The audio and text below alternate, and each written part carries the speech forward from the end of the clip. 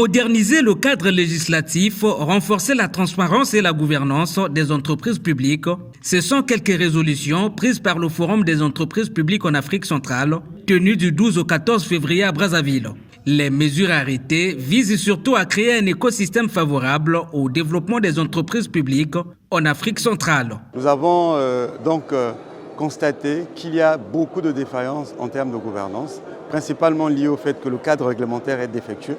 Donc la première des réformes à faire, c'est déjà de finaliser, de faire voter la loi qui porte organisation, fonctionnement des entreprises d'État. Cela va introduire de la redevabilité, de la transparence et des sanctions dans la gestion des entreprises. Par ailleurs, nous avons constaté que nos entreprises font très peu recours aux moyens innovants de financement que ce qui sont les moyens de marché.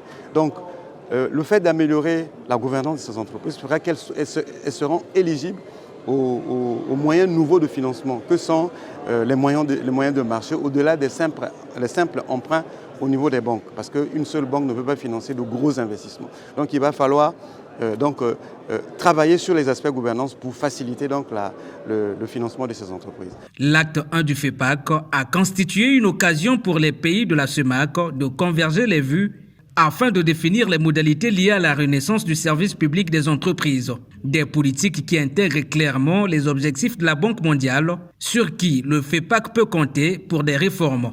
Les cadres juridiques de la gouvernance des entreprises publiques dans l'espace CEMAC doivent s'adapter au modèle de gouvernance moderne.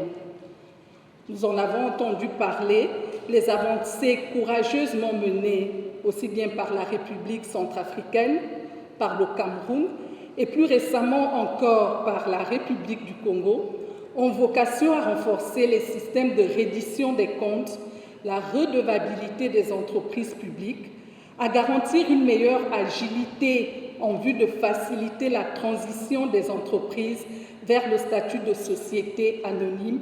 Face aux défis que je viens d'évoquer, la Banque mondiale voudrait ici renouveler son engagement à accompagner la République du Congo et les pays de la sous-région dans leurs efforts, en leur apportant l'assistance technique nécessaire à la mise en œuvre des réformes des entreprises publiques.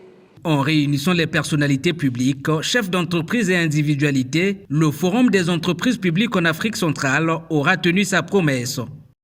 Toutes les parties prenantes ont pris part donc à ce forum qui nous a permis donc de partager nos expériences. Nous partageons au niveau de toutes ces entités au niveau de l'Afrique centrale.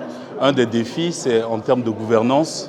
Et pour cela, il va falloir que chaque pays soit doté d'un cadre réglementaire qui permet donc une meilleure gestion de ces entreprises publiques, mais également permettre un meilleur apport de ces entreprises publiques en termes de financement de l'économie nationale. Et donc tous ces enjeux sont des enjeux communs.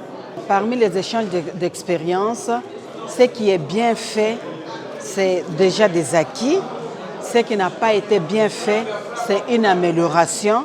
Et ce qui n'a pas été fait, ça peut être déjà un début pour améliorer aussi la gestion.